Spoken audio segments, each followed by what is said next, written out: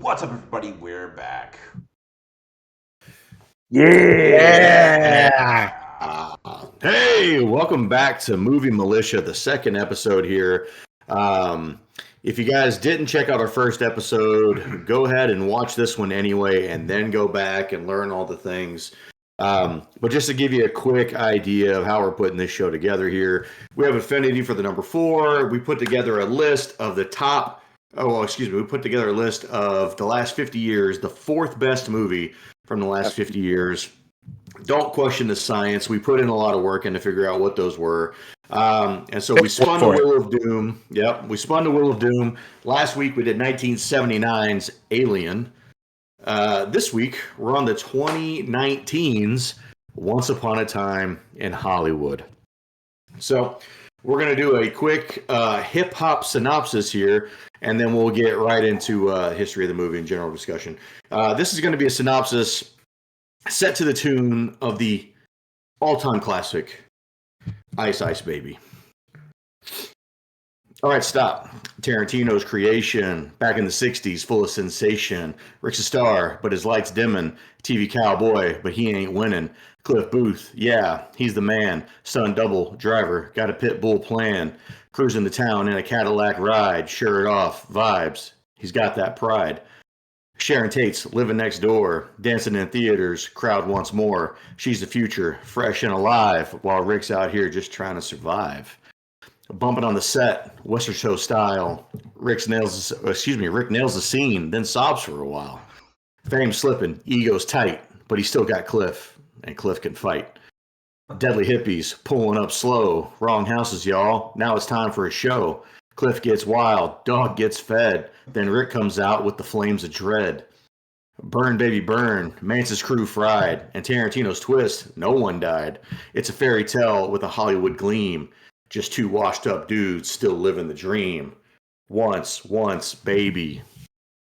Look, I think that sums it up pretty good. All right, so let's wrap this up, guys. So that what's your scores? Yeah.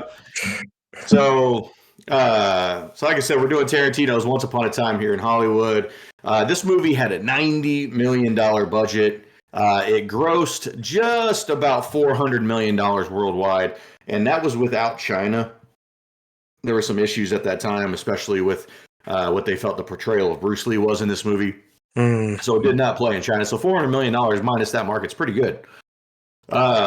This movie was nominated for 10 Oscars. It did win 2 of those Oscars. It won for Best Achievement and Production Design, and it won Best Supporting Actor for Brad Pitt, obviously, as Cliff Booth. Leo was nominated for Best Actor, but he lost to Joaquin Phoenix with his portrayal as the Joker. Quentin was nominated for Best Director, but he lost to Bong Joon-ho for Parasite. Did you guys ever see Parasite? I need to watch it. I haven't seen it yet. Dude, what a movie. Oh my God, you got to see that. It's really, really good. Nominated for cinematography, Dave, but it lost. Sorry about that. Costume design, but it lost. And some other movies, some other things. But it did win for Best Supporting Actor, which I thought was very deserved. Oh, yeah, for sure. I think, and I don't want to spoil an upcoming category, but I mean, Cliff Booth wins this movie, man. This movie is all about Cliff Booth for me. Yeah. Not to derail this, but I feel like you are 100% correct. But I also think that Leonardo DiCaprio is the best actor in this movie. If that makes sense. I think that's fair, for sure.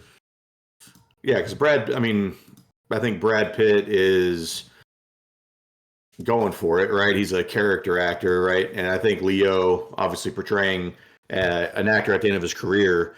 Wow, really, still in the middle of it. Yeah, but I think it's meant to be kind of what you're saying, right? So what's cool about this list that we're doing, and somehow I don't know how this happened. Like I said, we're doing the 4th best movie from all the years that we're doing. So at some point we will roll 1994 and we will do Pulp Fiction. Because it was, for whatever reason, rated as the 4th best movie that year. I mean, so that'll be the only stacked. I mean, it was. I guess I'd be curious to see what the other 3 movies are ahead of it. Outside of Shawshank Redemption. Forrest Gump. I'm not. I mean, yeah, okay. Are you telling me Forrest Gump's better than Pulp Fiction? It's right there. I mean, depending on the day, yes. I think it very well could be. We can save that get discussion that. for when we get to that movie. Yeah. Yeah. I'd love to see a crossover where, Jules finds Jenny somewhere and just shoots her in the face for the way she treats Forrest throughout the whole He is movie. the But villain. anyway, the fact that we're going to get to do another Quentin Tarantino movie is cool. But I guess I just kind of wanted to start before we all dive into our thoughts on this movie is, what is your favorite Tarantino movie? We got It's 9 to tough. choose from. For me, it's tough. usually a toss up between Kill Bill Volume 1 and Inglourious Bastards. Okay. And I'm not going to sit here and say Inglourious Bastards is the best movie, but for my taste, for my money, that movie nails so many points that I love about movies. And I mean, Christoph Waltz is just a powerhouse. So it's funny, Jonah, that you picked that movie because I usually lean towards Django Unchained for a lot of the same reasons that you just named. Sure. But also because of Leo's performance in that movie is unstoppable. Yeah. I feel like Django just hits on like every single like Tarantino-ism that exists. It's super gritty. It's uncomfortable. I was going to say it's the only one that makes me feel uncomfortable, but that's the point, and it's very effective at achieving that. Yeah, I mean, it's Django probably. I don't know. I don't even know if Pulp is in my top 3. To be fair. Yeah, I kind of flip flop depending on like if I just come across it, but like recently, I would have to say that at the top right now is probably The Hateful Eight. Really? That's near my bottom. To be fair, I love. I mean, it's not bad. I don't think Tarantino's got a bad movie, but Hateful Eight is not near the top for me. I think for me, it's just the constant tension, all in a single space, and almost every word of dialogue is almost like a punch being thrown, or a barb, or a hidden meaning, or a setup that plays later in the film. But I love Django Unchained a lot as well. Yeah, I don't know. Like I struggle with this a little bit, right? As I've been trying to think about it. Like I'm not a huge fan of the Kill Bill movies, like you guys are. Like they're good, but I just don't think. Yeah, I just don't think they're like the greatest Tarantino movies. For me, I think Once Upon a Time in Hollywood is my favorite Tarantino movie. I think it's this and Inglourious Bastards, and then Today's Point. It's weird to say the Pulp is maybe not in the top 3. I mean, I might have Pulp at 3. I like Reservoir Dogs more than you guys do. I think that's a great movie. But yeah, it's strange, like because Pulp is the one that gets all the play, right? And we did a review of Pulp Fiction on our old channel. Yeah, on our 100th. Was our 100th episode of the show? Something like that. It was either 100th or 200th. I know it was a milestone episode. We kind of lined it up that way. Look, that was a super fun show when we did that one. Like talking about Pulp was cool, and it would be nice to be able to talk about it again here with Jonah. But what do you guys think? Like, what makes Tarantino's movies different? Like, I don't think he's got a bad movie. What is it to you guys? It's for me, it's the way he sets up the time, or your timepiece, and then it is the attention to every single detail, and the slow burn of every character that makes you care about the individual characters. You always feel for whatever is about to happen or ends up happening to these characters. You're like, you just. I just enjoy the way that he does a slow burn with everybody, so it doesn't give away too much of what's coming. You don't know how you're going to feel about somebody until XYZ eventually happens. Yeah, for me, it's the fact. It's kind of stating the obvious here, but it's kind of the fact that he's the writer director. It's I think his writing is ultimately what, like, the dialogue in the movie is what feels so real to me. The way the characters kind of come to life through their dialogue, like it's like to me, that's what the Tarantino movies are. Like, yes, his cinematography that he gets in his movies, like a lot of like long shots with very few cuts. Like, yeah, he is known for some of that, but to me, it's the dialogue that really sets it apart. Um, and what, like, I associate with his style. Um, and man, he just seems to get the most out of his actors. Um, he has a set. It seems like he has a relatively small-ish pool of actors that he likes to pull from. Like, once he works with one of them and he likes them, they pretty much never stop making movies with him, because I think they get what he's trying to do. But I think he gets the most out of them too. Like Emile Hirsch is in this movie, who was in The Girl Next Door, like in 2004. Like, this is a random teen, kind of actor who's in not a really small part in this movie. You know what I mean? Yeah. So it's kind of random, but it works.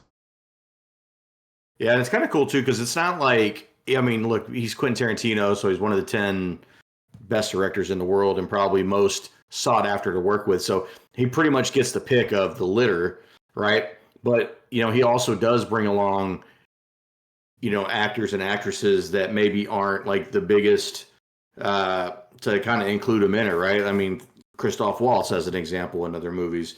Like, who knew who he was until he did Inglourious Bastards, right? Yeah, Inglourious came before Django, right? Yes. Yeah, he was basically like a European actor for the most part.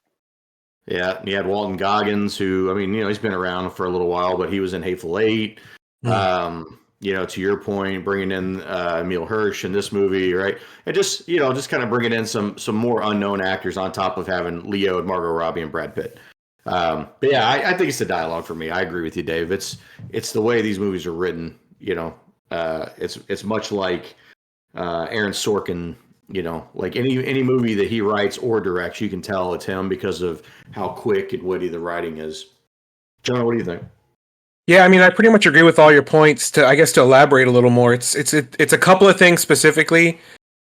One is he has some pretty landmark like scenes or moments throughout most of his movies where there's no dialogue, where it's just like either a long shot or like a series of scenes that happen, and that usually draws your attention visually because of the visual storytelling, which I think he does really well, really effectively.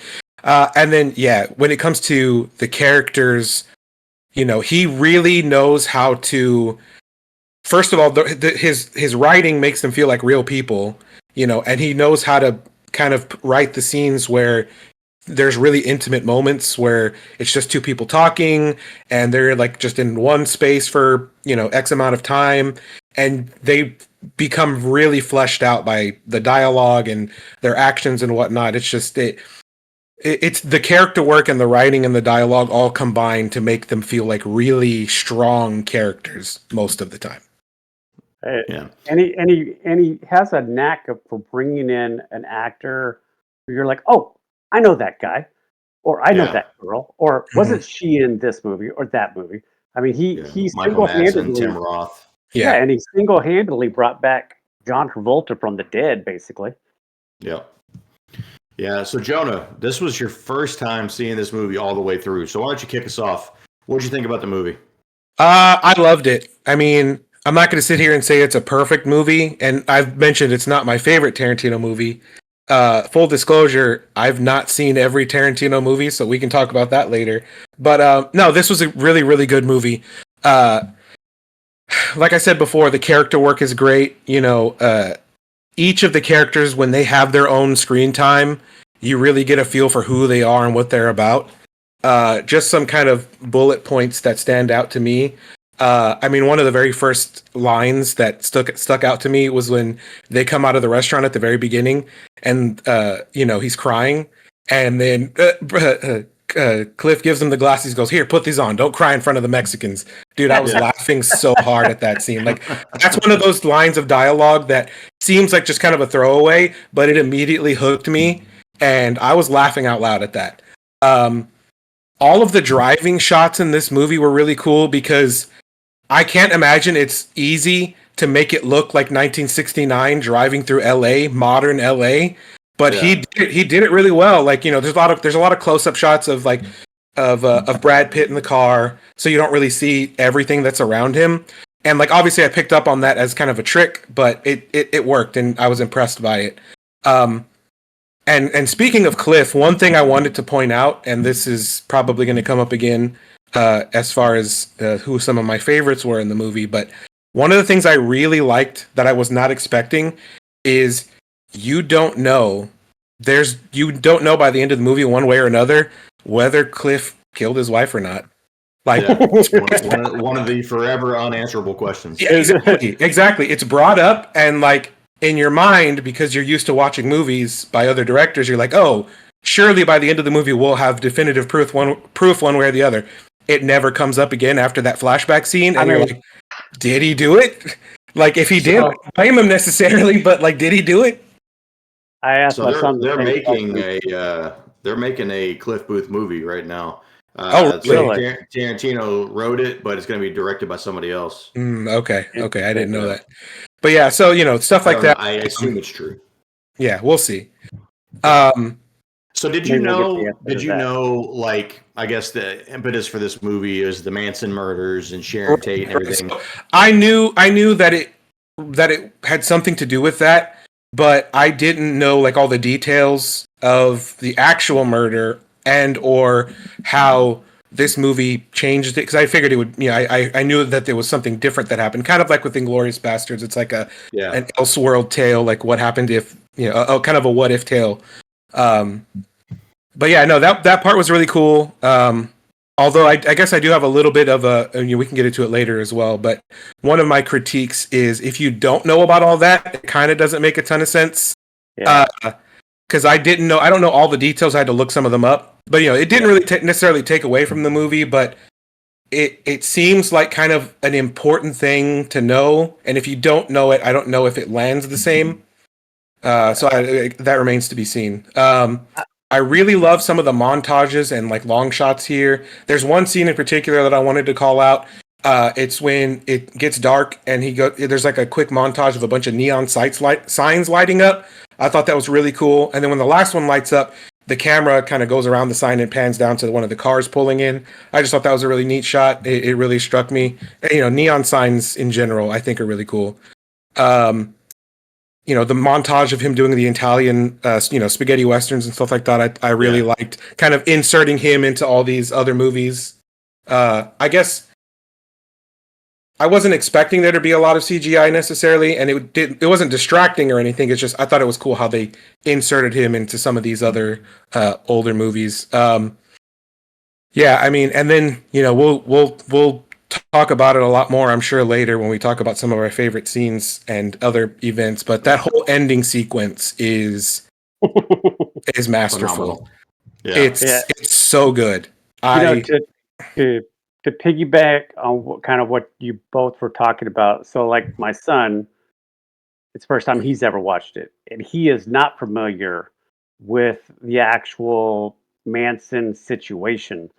So when they go into the lead up to that, I believe it's Kurt Russell who's narrating, and he's narrating, at 10:33 and at 12:05. He's narrating the time.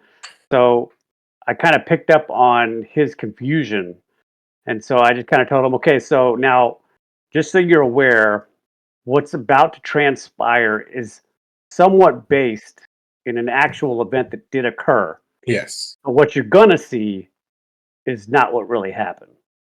Is what we all wish happened. Yes. Yeah. Yes, absolutely. So, but I didn't tell him how it really played out. until the movie was over. Mhm. And so, to your point, he did appreciate the movie more knowing the historical outcome Yeah. of the actual event. Because I will Right. tell Yeah. you, like, the real story is obviously a big downer. Dark. It's a big Yeah, downer. it's a big downer. Yeah. Yeah. Yeah. Jason, what'd you think of the movie? Man, I really do enjoy this movie. I think it's a really good movie, uh, borderline great movie.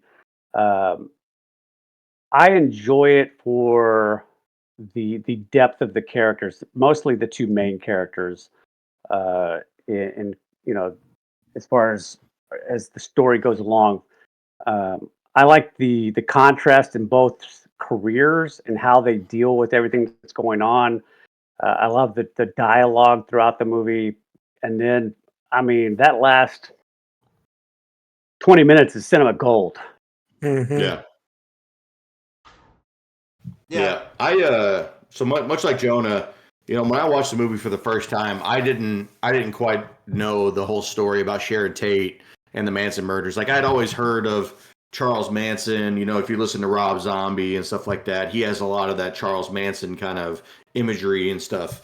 So I knew who Charles Manson was, but I didn't quite understand what his popularity was, kind of like in the zeitgeist, right?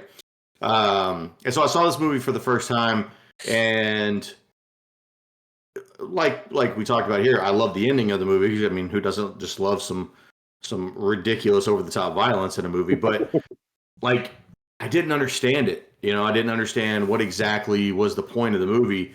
And I don't. This doesn't happen often, but like I kept thinking about this movie for like a week. I kept just like thinking. It kept coming back. I kept thinking about it, trying to, and so finally I went and looked up, understood all the information, understood the Sharon Tate, the Manson killings, everything, and I was like, oh my God, it makes so much more sense, right? It's a fairy tale, Yep. Beside, like you have this, you have this person, Sharon Tate, who's young and exciting and at the beginning of her career, and you have Rick Dalton over here who is struggling, kind of almost a has-been, almost at the end of his career, and so you kind of get the two differences there, but then you get the fairy tale part of it, which is she lives and there's an alternate ending. And so I went back and saw the movie again after I understood all that, and man, my enjoyment of the movie completely changed. I saw this movie 3 times in theaters. Wow. Nice. I really liked it. It's always just cool to see Quentin Tarantino's just swerve on history, right? Like I'm also like, as most middle-aged white guys, right? We're all kind of into World War II stuff, and so Inglourious Basterds was cool, and getting to see them just absolutely murder Hitler was fun.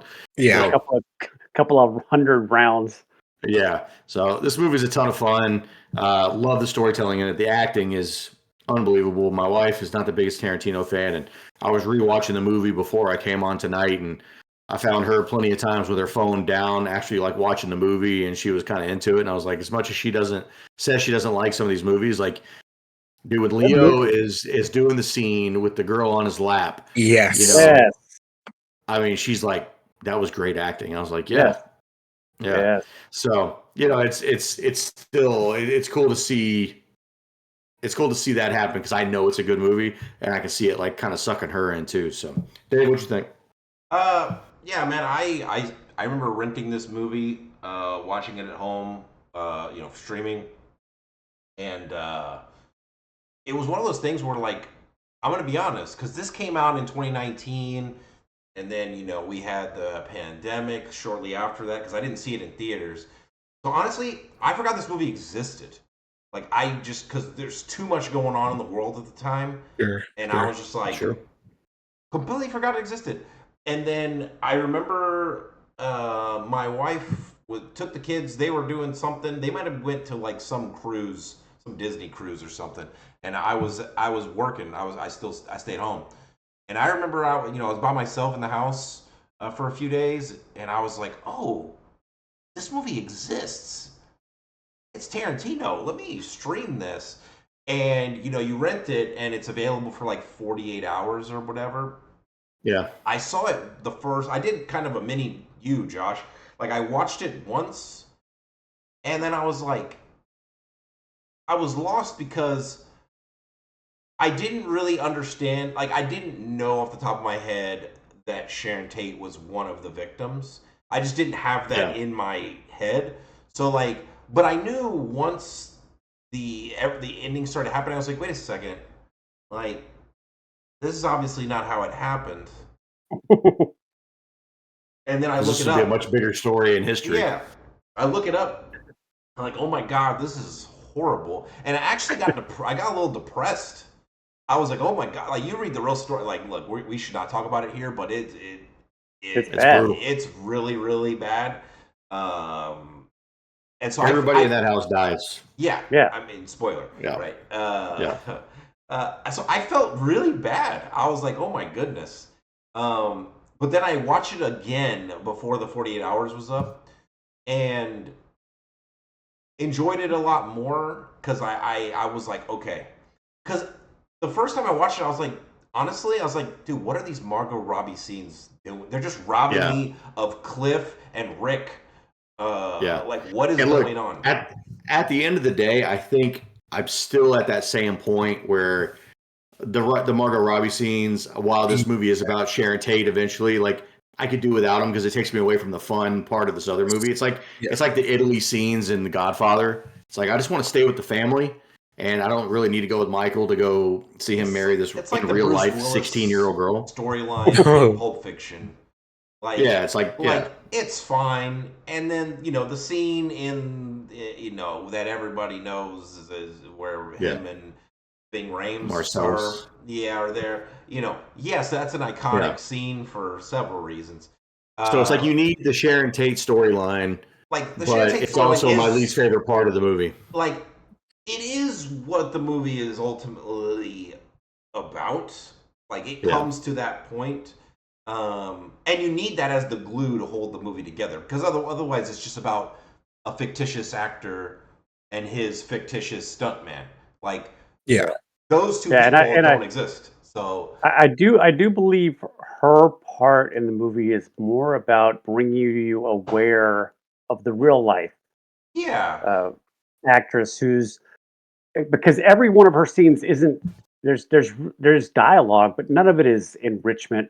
None of it yeah, is and like I feel like in it depth. honors her It's as all yeah, it's all well. Exactly. supposed to kind of Yeah. paint her as like this really good soul, right? Yeah. Like Yeah, Yeah. Is this innocent, up and coming person you with the know, whole world in front of them? and she had her whole life ahead of her, and it was Yeah. Yeah. completely senseless. Like she's picking up random people, off the road, giving them a ride, and In her having, just Porsche.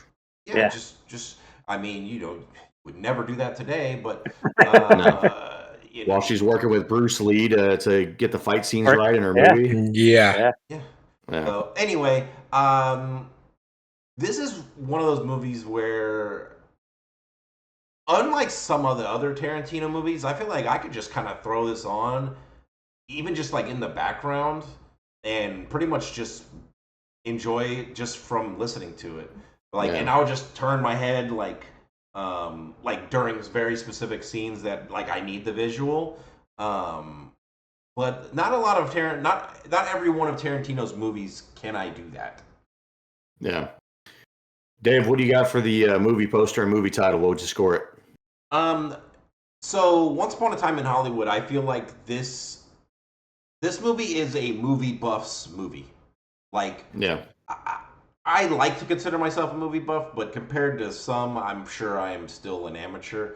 Uh, but I do think that Once Upon a Time in Hollywood is like I love like multiple meaning or multiple interpretations when it comes to movie titles, and this could right. It's Once Upon a Time. It's a fairy tale, right? Yeah. It's also Once Upon a Time in Hollywood, so it's like it's about Hollywood life as a whole, where like maybe the Hollywood life kind of is a fairy tale because not a lot of people get to it, and there's very few who do, and even when they do, basically, yeah, there's lots of meanings there.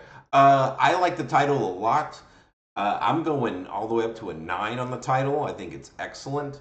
Movie poster. If we're using the standard one that I pulled up here, that's like on their IMDb or whatever. Yeah. I don't think the movie poster does as well as like others. Like I think it's just like here's the actors. Are you looking at the one that has them like it's kind of like animated, so it's Leo in the middle, Brad, Margot, and then like Margot's dancing. Yeah, okay. Yeah. I honestly, I think that's a kind of whatever poster. It's not bad. It's not good. I'm gonna go 5.5. It's completely whatever. I don't think it does. 5.5. I 5.5, dude. I don't think it at all sells what the movie is. I think. Look, it sells that this movie is basically like a throwback to movies from its time, right? And the movie poster screams this era of movie. Look, I'm a simp. I love the movie. I'm going 10 and 10 for both. I think that is 100% a clouded. No. Look, I'm going to jump in because I agree with Josh. The movie screams 1970. I think it has that splash of what you would have on those iconic posters back in the day to grab your attention, pull you in, give you a little bit of everything to look at. I don't think I gave the poster. I gave it a 9 for the poster, and the movie title is a fable in Hollywood. The Once Upon a Time is the light little hint of the make believe that's at the end. I gave the title a 9.5. Wow. I definitely fall somewhere in the middle, I guess. Jonah, do the right thing. Look, I do agree it's a good poster. I'm not gonna crap all over it, but it does capture and convey the tone of the movie, I think. But I'm also a big fan of kind of maybe not necessarily less is more, but sometimes more is not always more. So I think the poster gets a 7. It's a little busy for me. But it is good. It's not bad. As far as the title, I'm kind of iffy on the title also. But I do think it does work better than the poster itself. So I think the title gets an 8. All right. Well, cool. Well, let's jump in here to favorite scenes. I'll just kind of lay out a few scenes here for us to talk about, and then if I miss any that were your favorites, we can go back and add in a few. So, for me, the first scene I kind of had on here is the bar scene where we meet Mr. Schwartz. Not Schwartz. Yeah, not Schwartz. And he's talking about how much he loves Rick Dalton, the movies that he watched, into the drive home. So kind of like what Jonah alluded to earlier with like Rick Dalton outside crying. And, it's funny because, I love Cliff Booth's perspective on this. There in this scene is he's crying because he's got to go make movies in Rome. And he's like, that is not like the worst thing in the world. Yeah. So yeah, I just love that scene. I love the narration from Kurt Russell in there whenever he's like, oh yeah, that's my stunt man. He's just driving me around. He's like, that's a fucking lie. Rick had his driver's license revoked from driving drunk too many times. Yeah. That was good stuff. I like that part. The next scene, I think personally, this is the second best scene in the movie, but I basically have, Cliff going back to fix the antenna on his roof. So jumping onto the house, into the Bruce Lee scene. So, you get Cliff jumping onto the house, doing the kind of the parkour thing. You're like, man, this dude's serious. Okay. Yeah. And it's good that they do that going into the Bruce Lee scene. So you get some really good interaction between him and Bruce, laughing about Bruce Lee thinking he could beat up Muhammad Ali or Cassius Clay. Yeah. Yeah, into what is just an all-time fight scene. Jonah, what'd you think about that? Getting to watch this movie kind of for the first time all the way through. What'd you think about this scene? So that scene in particular, I have seen like on YouTube before, so it wasn't a surprise. But I do remember the first time I saw it, I was like, one of the first thoughts that entered in my head is, how pissed off are the Bruce Lee fanboys at this scene?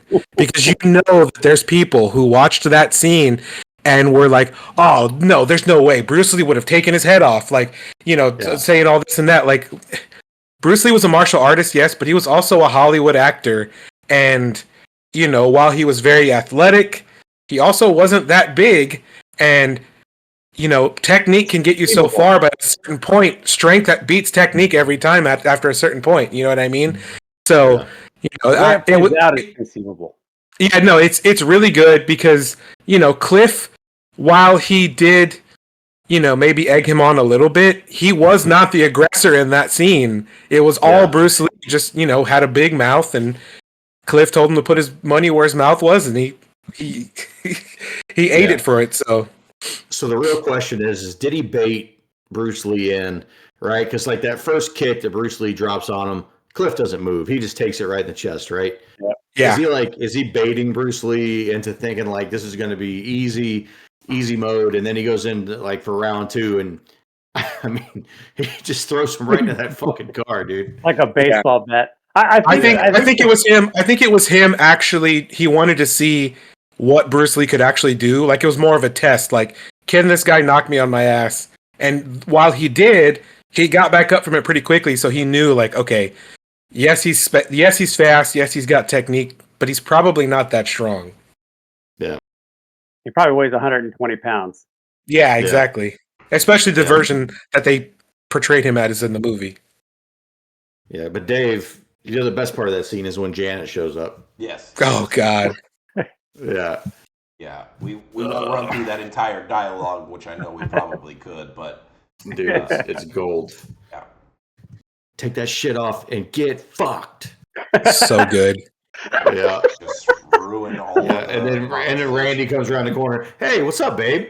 What's up, Randy? Oh, dude, so good. What happened to my car? Yeah, nobody was beating the shit out of Bruce. Well, that car tells a different story. What the fuck did you do to my car? So good. Dude, so Bruce good. Lee's like, nobody was beating Bruce. Nobody's beating the shit out of Bruce. Next scene I have kind of so it ties into the scene where we kind of get to see Leo as Caleb Dekatu, not Caleb Dakota, running through the scene with Timothy Oliphant, and he forgets his lines. Kind of leading into that trailer scene. That trailer scene. Dude, yes. Yeah. And from what I understand, that trailer scene is completely improv. Like that was not part of the original movie, and Leo went back and told Quentin like we should really add something like this, and so they just added it on the fly, and it was completely improv. The best part about that scene is that's exactly how I would react. Yes. If I was him by myself in that trailer, having screwed up, I'd be yelling at myself, cursing at myself, calling myself names. I mean, I do that stuff just playing video games. I mean, that would be me 100%. Yeah. Yeah. Yeah, I think we were all Leo in that scene, and that's what made it so good. Yeah. I love he's like he's complaining about how much he drank. I had to drink 8 fucking whiskey sours. Couldn't have 3 or 4. Yeah. I don't even like whiskey sours. Yeah, dude. I love when he's like, okay, starting now from this day forward, no more booze, like no more drinking. And he picks up the flask and he's like, no, please, spits it out and throws it out the door. That was so funny. And then he's yelling at himself in the mirror. I will blow your fucking brains out. Oh God, it's so good. He does the stuttering at the. He's like, he's like, sort of like a baboon. Okay, let's touch on that real quick. Actually, that was one of my favorite parts about Leo's acting in this movie is his stuttering while he's talking normally, like just having conversations with people. Like the first time he did it, I was like, was that a fluke? And then he kept doing it. I'm like, this is genius. Like this acting is genius. He's stuttering, and it's not like over the top or anything. Like it's perfect. It's just mannerism. It's perfect. I mean, Leo is a top 5, top 10 actor of all time. Oh yeah. I mean, it's criminal. He only has 1 Oscar for that stupid bear movie. Which is a great movie. Yeah, it was fine. Next scene I have here is basically the scene where we talked about it earlier, but Leo's acting with Trudy on his lap, and he does the whole scene there with who is that? It's Luke.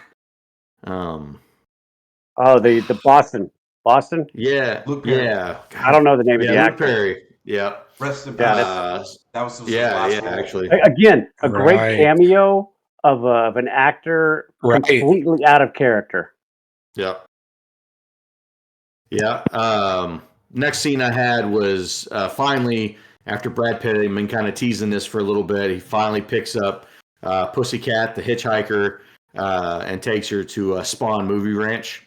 Yep. That entire Now, segment was really good. The entire what? That entire segment while he's there, talking to Dakota Fanning and all the other Charlie Manson followers that are there. The entire movie's feel changes as soon as he looks around. He's like, "Man, something's not right here." Something's not right. Yeah. The whole movie leading up to that point is basically pretty fun, minus a few like Rick Dalton things here and there, right? But largely it's pretty fun. And at that point, it's like something doesn't feel right. This starts feeling serious. It's funny. I find myself on rewatches. I just kind of blow through this part. It's 20 minutes. This scene is 20 minutes. It's a long scene. It's a lot. And I think like you watch it once or twice, I think you get it. And I think on rewatches, I don't think it impacts the movie. You know what part it goes on way longer than it needs to is when he finally meets up with old buddy in the bed. Yeah, in the bed. And it's like, oh yeah, like just when you think it's gonna end, it's got like 3 more minutes left. Yeah. And the guy's like, "Why don't you suck on that?" Yeah, and the payoff for that scene, I don't have it written down as one of my issues, but there's so much tension leading up to that, and it's like, why? The guy turns out to be exactly what Red, I can't remember, Squeaky or whatever her name was, said. He's blind, he's old, he's in the back room, he's asleep. Yeah. And we're going to watch FBI later. And that's exactly what it was. So the scene doesn't, in my opinion, doesn't pay off as good as it should, but it does create... It's a tension builder. And the tension that the rest of the movie kind of maintains. Because you think he's going to be like, they're holding me against my will. And he's like, leave me alone. Yeah, you think he's going to go back there and find a guy that's rotted, been dead for 3 years or something. Yeah. Now, in reality, does that guy know what's going on in his ranch? Probably no clue. Probably not. No. But and then all the girls turn on him. At the Homeboy end. slips his tire. Because the dude puts a knife in his tire. Yeah. That's my boss's car. Yeah, that's the best part of that scene. Yeah. That whole sequence. He does. Yeah, he does. That whole sequence kind of is the example that is my kind of all of my criticism of this movie.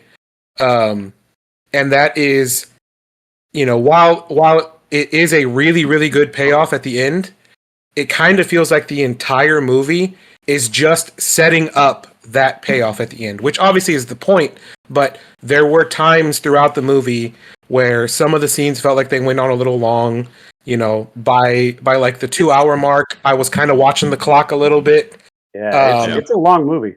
Yeah, so that's like really my only criticism of this movie in general, and that sequence, that scene kind of exemplifies it for me, is that it's all just setting up, for lack of a better word. Like sometimes not a lot happens. Like, yes, you're developing characters, yes, there's good memorable dialogue, but as far as like pacing and how it flows, it loses me a little bit in that regard.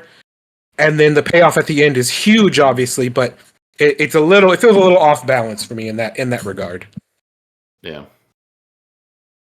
Yeah, well, Jonah, you alluded to it a couple times there, so we'll just get right into it. The last one here, and I think for me, hands down, this is the best scene of the movie. Obviously, I have Leo yelling at them in the car with his big blender full of margarita, all the way into the murdering of the hippies. This is primo Brad Pitt right here. Like Brad Pitt tripping on an acid dip cigarette, so he's struggling to feed Brandy, and then like he kind of picks up there in the last second what's going on. And dude, just the interaction he has with Tex, Sadie, and Red, dude, It's so funny when he realizes, wait, Spawn Ranch. Yeah, I know you. Yeah. When you he were on talks a horsey. when he talks to Tex, he's like, he goes, what was your name? And he was like, yeah, I'm the devil. And he was like, nah, it was something stupider than that. Yeah, it was dumber than that. Yeah. Yeah. And then, once he realizes, Tex is, he cocks that gun and he's about to actually do the devil's work or the devil's business. Yeah. Brad Pitt sticks brandy on him, man. And then this is like, I didn't time it, but this is probably at least, 7 minutes of just some of the best all-out death in the history of cinema. I mean, Austin, I mean, we know Sadie gets it the worst, but Austin Butler as Tex he's not doing well. No. And the funny thing is that you have this little bit of a buildup back at that ranch where, heck, go get Tex, bring him in here. Yeah. And Tex is on his horse and he's coming in and you think something's about to happen and he just misses his opportunity. Yeah. But boy, does he get owned quick. Oh, yeah. Yeah. Dude. But Sadie, like we said, Sadie gets it the worst. I mean, that dog food can to the face. Dude, I laughed so hard the first time I saw that. I could not stop laughing because she's just screaming the entire time, and I'm just like, keep hitting her, keep killing her, shut her up. It was so good. Yeah. I mean, you can see the ridge in her nose as she's laying down there. Where like the edge of the can, her eyes right there. Yeah, her eyes are swollen. Yeah. This part of her face is in, and I was thinking about this the other day when we were talking. The person in charge, where Quentin Tarantino's like, okay, I need a sound effect. Okay, so what do you need? The point of impact of a can of large dog food hitting somebody right square in the face. I need that sound effect. Yeah. And somebody's got to be like, I got it. Yeah. Yeah. I can see the vision. Yeah. Yeah. Tex ends up taking one. He gets his knee bent backwards and then he just gets his head stomped curb style. Yeah. But obviously Sadie, as we mentioned, she gets it the worst. I mean, she gets the dog food can to the face. Brandy pretty much does a lot of work on her. And then she goes outside into the pool and, just gets burnt to an absolute crisp. Popped so hard when he walked out with that flamethrower. Like, dude, in the movie theater, I was like, yes. Gun. That's like the ultimate Chekhov's gun. Like, the fact that he uses it in the movie scene from earlier and then he walks out with it after, God, that was masterful. All he needed to do was say the line, did anybody order some barbecue sauerkraut or whatever he says? Fried sauerkraut. God, yeah. Deep fried sauerkraut. Did I miss any scenes that you guys wanted to bring up? No. I only had one other scene, and it's a more like a little bit deeper scene, and that is when Leo shows up to the Lancer set and he's sitting next to the 8-year-old girl who's the co-star. And that's when for me, that's when you really feel for his character. Yes, you have the moment where he's upset after talking to Al Pacino, but this is where he's just talking to somebody he doesn't know. And he's just talking about the stupid book he's reading to pass some time. Yeah. And it hits him that he is the Bronco Buster in this book that he's reading. He is easy breezy. Yeah, he is easy breezy. It's like I said, it's a great scene because it takes place between, theoretically, I guess, two strangers that are on set together, completely different stages of their career, and all he wants is to have whatever he had, 15 years ago. Yeah. Any other scenes I missed? Not like a major scene, but like maybe just kind of a collection of moments for me. I was surprised at how they portrayed their friendship on screen. Like, they were just kind of there for each other. Like, it wasn't like, There was nothing weird about it. Like they were just best friends basically. And like at the very end, when Cliff's getting hauled off in the ambulance, before he goes, he stops, he taps on the glass. He's like, "Hey, you're a good friend, Cliff." And then of course, Cliff is high off his mind, but like he's like, I do the best I can. yeah, I try, or whatever it was. The relationship is portrayed on screen. I really liked because there was no like, I don't know. There's just there was no. I can't really think about how to describe it. Like, there's no awkward moments. Yeah, there was no awkward moments. Like, you would think like two dudes in the 70s or late 60s, like maybe there'd be like a little bit of like hey man, love you, no homo kind of deal. You know what I mean? Yeah. But no, it was just genuine friendship, and like I thought that was really cool. Like I was surprised at the genuineness of the way their relationship was portrayed. Jonah, who's your favorite character? Dude, there's no way it can be anybody but Cliff. Yeah. He's every one of his scenes is just so engaging, and like all his dialogue is good, and like he's just, for lack of a better term, he's just a regular guy who happens to be like, Brad Pitt. Yeah. A stunt double. Yeah. Yeah. Jason, Yeah. who you got?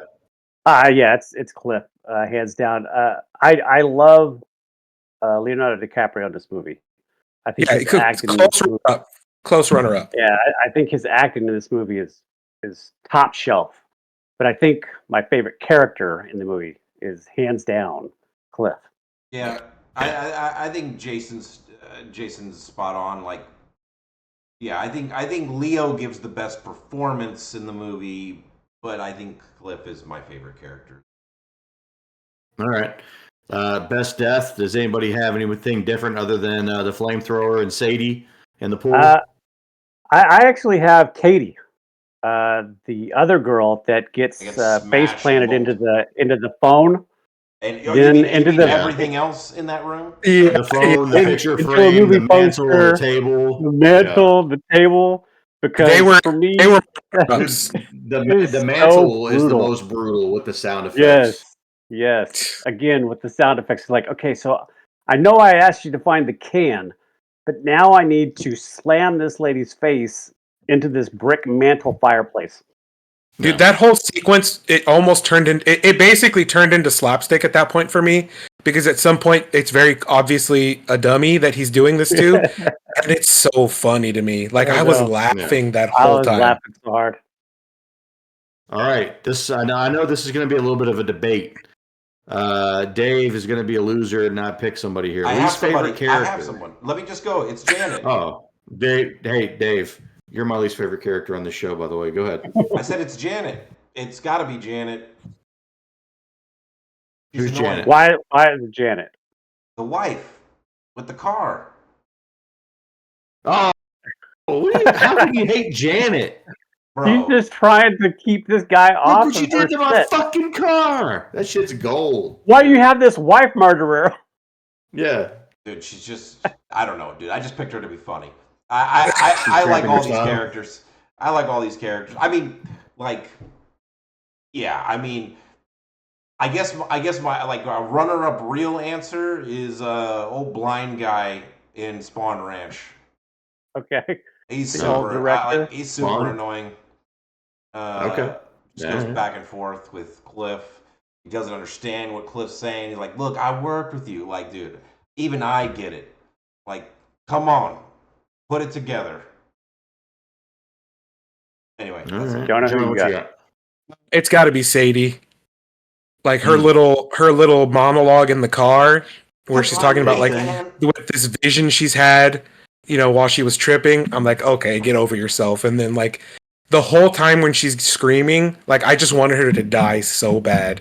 From the moment she started screaming, I'm like, I cannot wait for her to stop screaming, because I know it's going to be so satisfying. And it was so satisfying. Nice. My least favorite character is Tex, the heralded son of Spawn Ranch, only because he ultimately was extremely disappointing. And even though he is in the moment supposedly the little ringleader of this group of hippies that's about to do this work. His line, one he says I'm real like a donut. I think is just it's hilarious but dumb. But then he says, "I'm the real devil." as a donut, motherfucker. Yeah, he goes, "I'm the devil, and I'm here to do the devil's business," or something like that. Yeah. And I'm just like, and then he immediately gets absolutely destroyed by Brad Pitt. Or he just gets owned so bad. He's my least favorite character. Yeah. Like I like Austin Butler, but his character in this movie has the most punchable face I've ever seen. So it was very satisfying to see it get kicked in. Yeah. Yeah. And I mean stomped. Yeah, stomped in. He put a mud. He stomped a mud hole in him. Yeah. Listen, I'm disappointed in the morals of the gentleman here on this show because there was only one real answer here because most of these characters are really good. It's got to be Roman Polanski. The guy drugged and raped a 13-year-old girl in 1977. But that was not in this movie. That has nothing to do with the movie. How could you guys not pick Roman Polanski? This is 1969. Or it was in 1970. Also, don't say that word because it's like an absolute trigger for YouTube. So. Oh yeah. I'm sorry, but he's a dirtbag. Yeah, in real life, sure, but that has nothing to do with the movie. Questions and issues. There's one obvious question, but I did have one other question before we get to the main question here. If you're Jay Sebring, okay, and you are the third wheel in this Sharon Tate, Roman Polanski relationship, are you really hanging around? Are you certain that Roman Polanski is going to mess up enough to where you can kind of swoop in there and take over Sharon Tate? I guess he figures Sharon Tate is good looking enough that, hey man, look, this is worth the risk, the investment, whatever you want to call it. Well, that and what else is he gonna do? Like, I mean, yeah, he's living the life. Go find some other woman that I don't disagree. Wants to be with him. Well, I feel like as soon as Sharon became pregnant with Roman's baby, at that point you probably be like, I'm tapping out. Yeah. Maybe if they get divorced, then I didn't know that you guys were gonna take it that far. Yeah, I think at that point you walk away, Yeah. I will say this: that story part leads me to my one issue with this movie, and it's the very small scene with one of my favorite characters or actors. It's the Damian Lewis portraying Steve McQueen at the Playboy Mansion. What a terrible portrayal. And my thing is, to me, that whole scene is very much a throwaway scene. Yeah. It is for people who don't understand the story, the relationship. Yeah, the dynamic, but the dynamic isn't really that important to the broad story of the movie. Like their little love triangle really doesn't do anything. They're respecting the victims who passed away. I agree, but I hate when a movie kind of goes into an I don't know if I want to say this, but it's like an unrealistic dialogue. Steve McQueen is like this rebellious kind of badass at this time, and he's having this dialogue where he's gossiping to this girl at a party, and it just, I don't know. I just don't care for the scene. I don't really care for the way it's delivered, and I like the actor. I just don't care for that scene. I don't think it's necessary. Major winners. Yep. Last question here before we get into the scores for this movie. You can only give one word, yes or no, no explanation on top of this. Do you think Cliff killed his wife? Yes. Well, by accident or accident? He said one word, yes or no.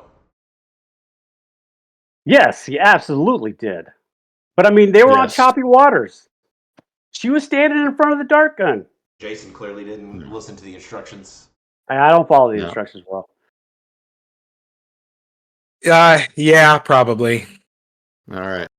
Yeah, definitely. All right. Hey, so we're going to our last category here. This is where we like to give our score for the movie. And just to give you some context on how we do this. For a lot of folks out there, an average score would be a 7. Well, for us, it's 5.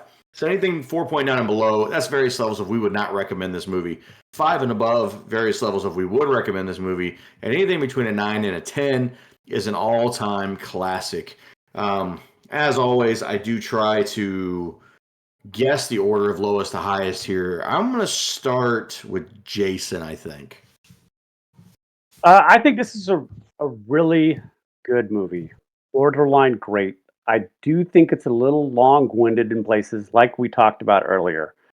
I do think it does have solid gold ending.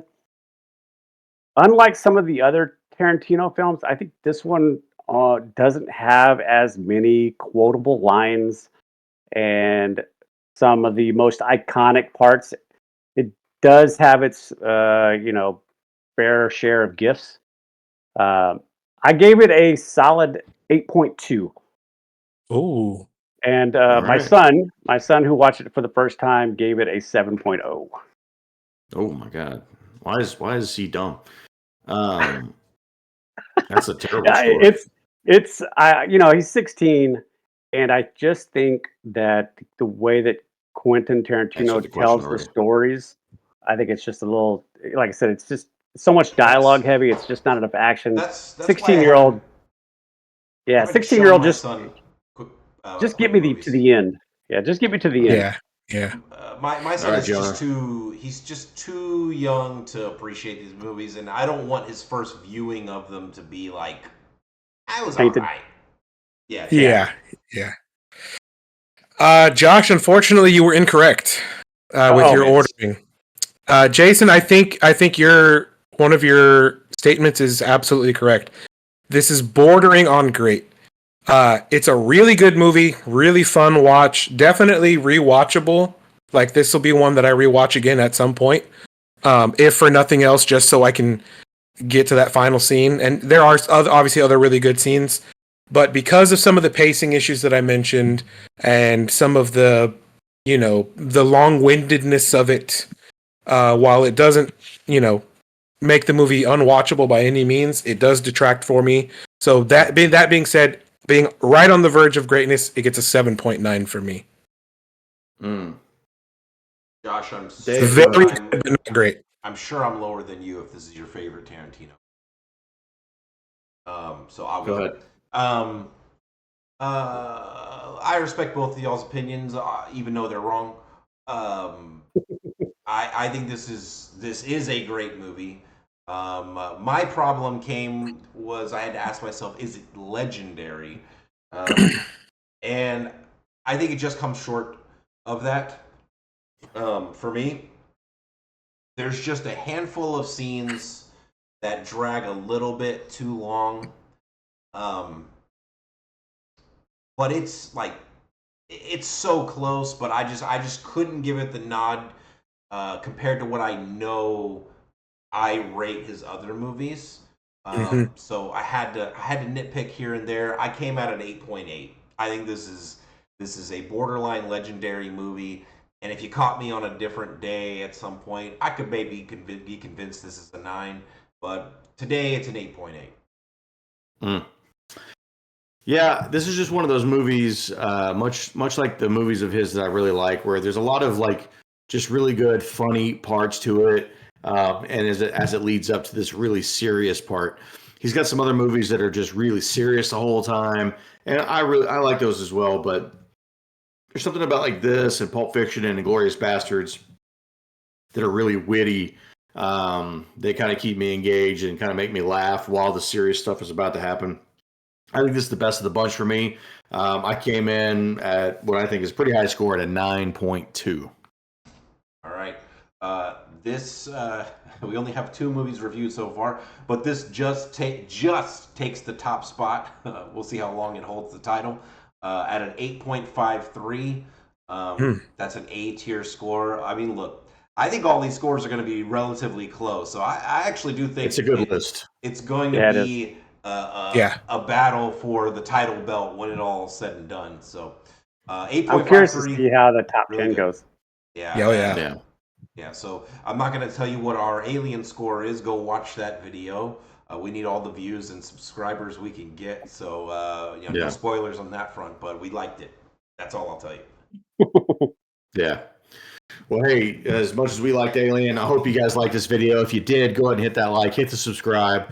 We're putting out like bi-weekly movie content. We're doing movie reviews right now, but in the future, we will do some other content as well to kind of change it up and keep it fun. But hey, in the meantime, live long and prosper. Take it easy, everybody. Later. Peace.